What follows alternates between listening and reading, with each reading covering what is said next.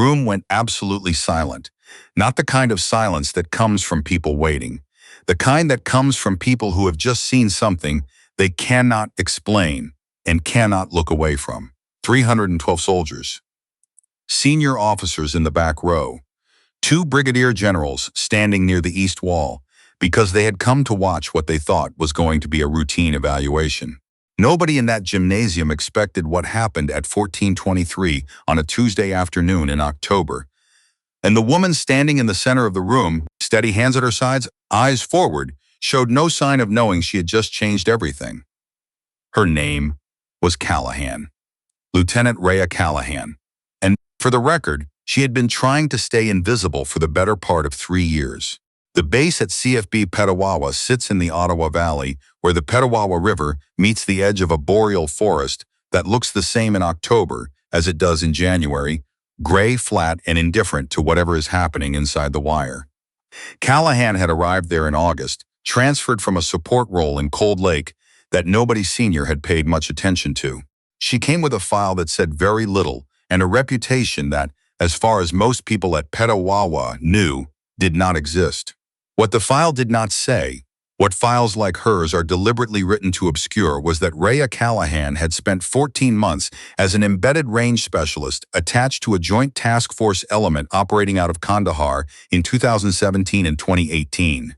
She had done work that could not be fully documented. She had confirmed 14 long-range engagements under conditions that required, according to the people who had been present, a level of mathematical precision and situational calm that most trained snipers spend entire careers trying to reach. She had come back from that deployment and asked to be moved to a quieter posting. Nobody had questioned it. People come back from things and want quiet. That is not unusual.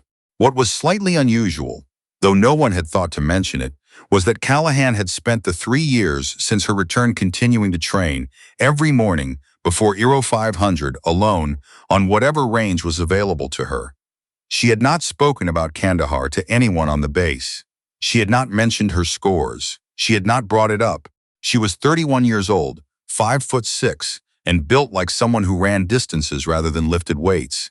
She had brown hair she kept in a braid and a way of standing that took up very little space. The soldiers who passed her in the mess hall thought of her the way you think of furniture you have grown used to. Present, unremarkable, necessary in a vague and unexamined way. That was, more or less, what she wanted.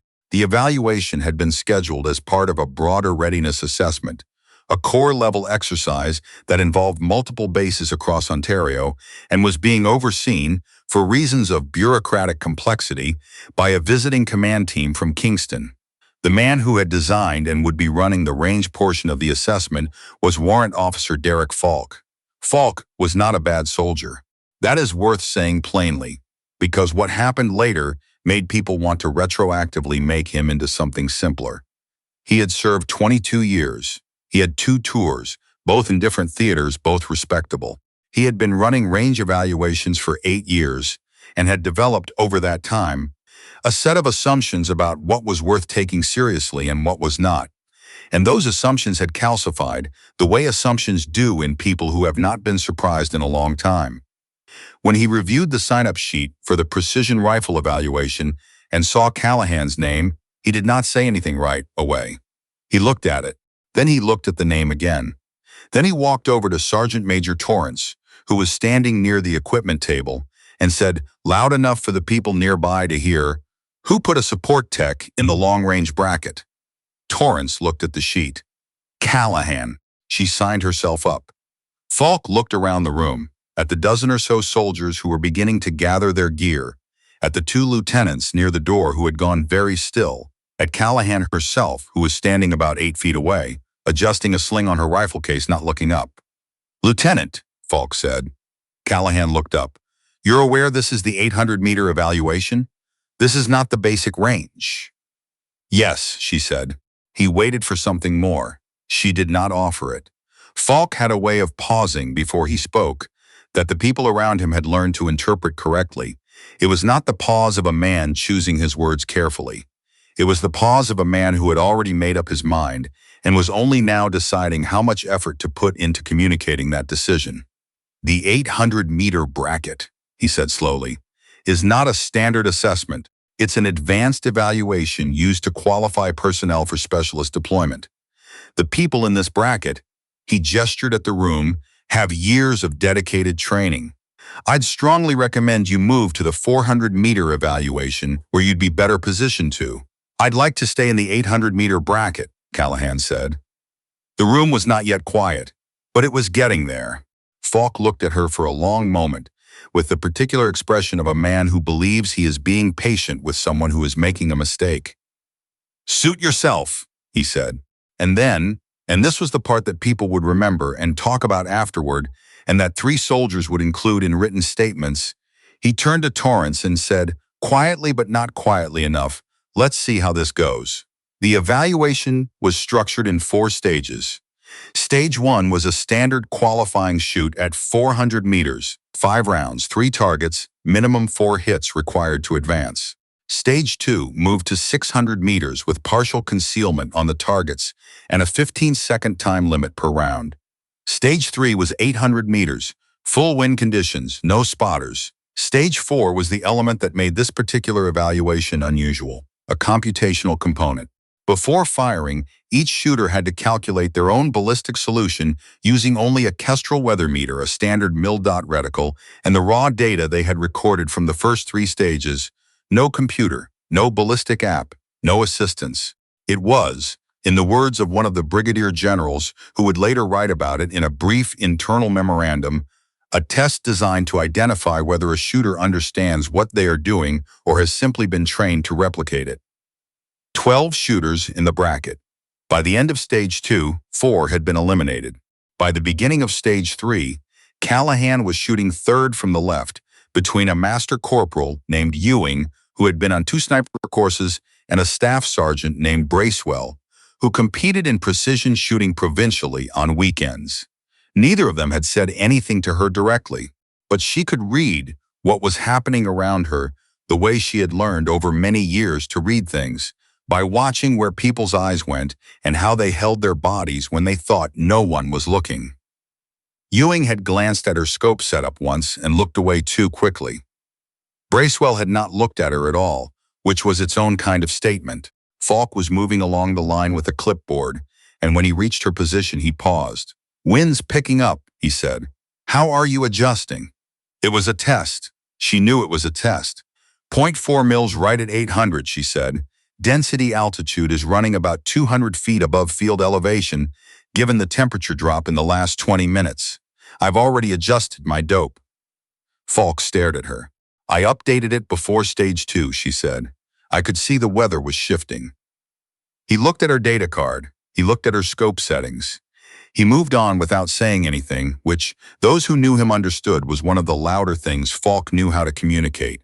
She shot Stage 3 clean, 5 for 5, all within the 10 ring. The soldiers who were watching from the benches behind the line, there were more of them now, word having spread the way it does on a base when something unexpected is happening, were not making noise exactly. But they were the kind of not making noise that means the opposite of absence. Callahan did not look at them. She cleared her rifle, engaged the safety, and began writing in her data card for Stage 4. Stage 4 took 22 minutes for most shooters. They were given the raw data and a blank ballistic worksheet and told to produce a firing solution for a 900-meter shot with a moving element, a target on a track, moving laterally at a specified rate, with 2 wind inputs at different points in the trajectory path. The problem was not especially designed to be solved quickly. It was designed to reveal process, how a shooter thinks when the answer is not obvious, when they have to build the solution themselves from underlying physics rather than from muscle memory or a preloaded table. Callahan finished in 11 minutes. She walked the worksheet to Falk's table, set it down, and stepped back. Falk picked it up. He looked at it. He looked at it again. He turned to the chief range officer, a captain named Delisle, and passed it across the table without speaking. Delisle read it. His expression went through several things in quick succession: confusion, then something sharper, then a careful neutrality that was not quite neutrality. Your solution accounts for Coriolis effect, Delisle said. At 900 meters it's marginal, Callahan said. but the angle of the shot is northward, and the latitude here is 45 degrees north, so it's a half MOA correction. I included it. Delisle looked at Falk. Falk was looking at the worksheet. Most shooters don't calculate Coriolis manually, Delisle said. Most ballistic apps don't either, Callahan said. Not at this range. They approximate. The room, which by now held considerably more people than it had at the start of the afternoon, the two brigadier generals having been joined by several additional officers who had come to see what the quiet was about, did not make a sound. Falk set the worksheet down. He said nothing for a moment. And then, in a voice that was very controlled, and also, somehow, very loud, he said, "Where exactly did you learn to do this?" This is the part of the story where it would be easy to let the moment become something it was not. Easy to paint Falk as a villain, to make the confrontation into something simple and satisfying, the kind of scene where the underdog reveals herself and the antagonist crumbles cleanly. But that is not how human beings work, and the people in that room on that afternoon were human beings. Falk was not crumbling, he was recalibrating. Those are different things, and the difference matters. A man who crumbles has been broken by what he has seen. A man who recalibrates is trying to incorporate new information while simultaneously managing the gap between who he believed himself to be and in front of him suggests. That process, in some men, looks like anger. In Falk, it looked like stillness. Afghanistan, Callahan said, 2017 and 2018. Falk looked at her. You were in a support role. I was attached to support, she said. I was in a different role. The gap between those two sentences held a great deal. Falk understood it. So did Delisle. So did the brigadier general near the east wall, who had gone very still. Your file is deliberately incomplete, Callahan said, not combatively, as a statement of fact. Falk was quiet for a long time. Then he said something that surprised the people who heard it, and it was not what he said but how he said it, which was plainly and without performance. I dismissed you this morning. That was wrong. I apologize. Callahan looked at him. She nodded once. Not warm, not cold. Just acknowledged. What happened afterward is the part that does not make it into the kind of stories people usually tell. The brigadier general, his name was Renaud, and he had spent 31 years in the Canadian Army, the last 12 in positions that required him to think carefully about what resources existed within the force and where they were being underutilized stayed after everyone else had left. He spoke with Callahan for 40 minutes.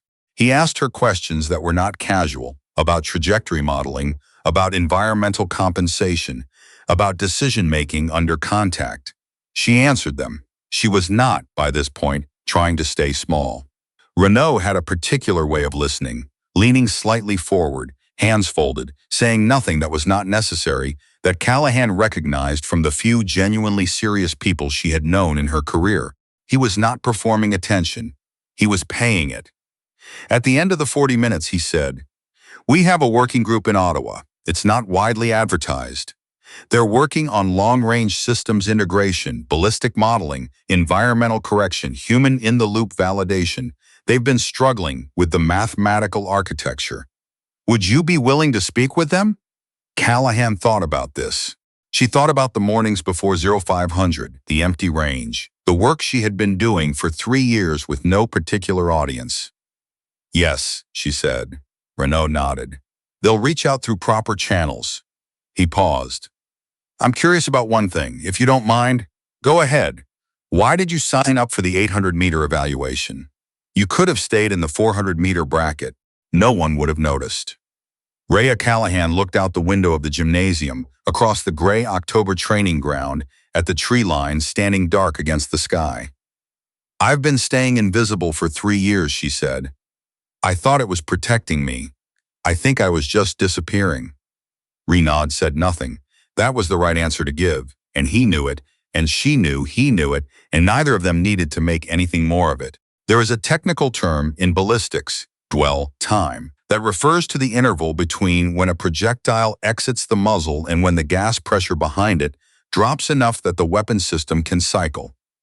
It is a matter of milliseconds. It is invisible to anyone watching. And it is, depending on the system and the shooter and the conditions, the difference between accuracy and deviation. Reya Callahan had been living in her own version of dwell time for 3 years, contained, pressurized, moving through the world at a velocity no one around her could see. The Ottawa Working Group was called, officially, the Precision Systems Integration Unit. It was housed in a building in Nepean that had no sign on the exterior. Callahan reported there for the first time on a Wednesday morning in November, wearing her uniform, carrying a notebook and a coffee from the Tim Hortons on Merivale that she had stopped at on the way. There were 11 people in the room. 8 of them had advanced degrees in applied mathematics or physics. 2 were engineers. 1 was a colonel who ran the program. The colonel, a woman named Tiebo, lean and direct, in her late 40s, looked at Callahan when she walked in and said without preamble, "We've been told you can do manual Coriolis correction at subsonic transition ranges. Is that accurate? At 900 meters with a northward azimuth at mid-latitude?" "Yes." Tiebo turned to the engineers. "That's what we need," she said.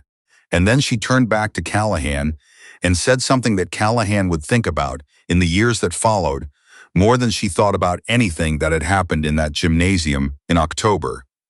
"We've been building models that assume the shooter is the weakest link, the part we have to compensate for. You're telling me the shooter can be the correction mechanism?" "Yes," Callahan said, "if you train them properly." Tiebo looked at her for a long moment. Then she said, "Sit down. Let's start from the beginning." Falk retired the following spring.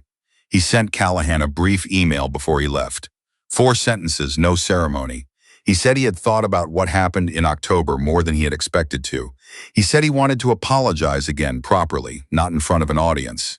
He said that in 22 years, he had made a lot of assessments about people based on what their files said, and that he intended to stop doing that. The 4th sentence was, "Good luck with the work in Ottawa.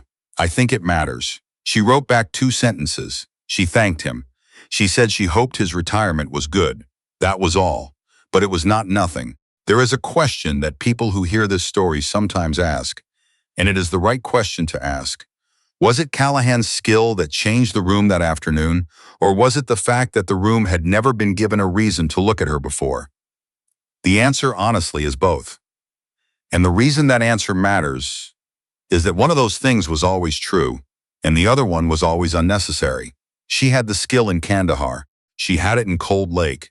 She had it every morning before 0500 on a range that no one was watching. The skill did not appear in that gymnasium. It was revealed there. And what it was revealed by, the evaluation, the public setting, the 312 people, the brigadier general near the east wall, none of that created the skill. It only created the conditions under which the skill could no longer be ignored. That distinction is worth sitting with for a moment, because it applies to more than one person in that room, that day. It applies to the institutions that build the rooms. It applies to the files that are written to obscure, and the assumptions that calcify in people who have not been surprised in a long time. It applies to the question of what is actually being evaluated when we say we are evaluating someone. Reya Callahan walked into that gymnasium carrying everything she had. She walked out the same way. The room just finally noticed.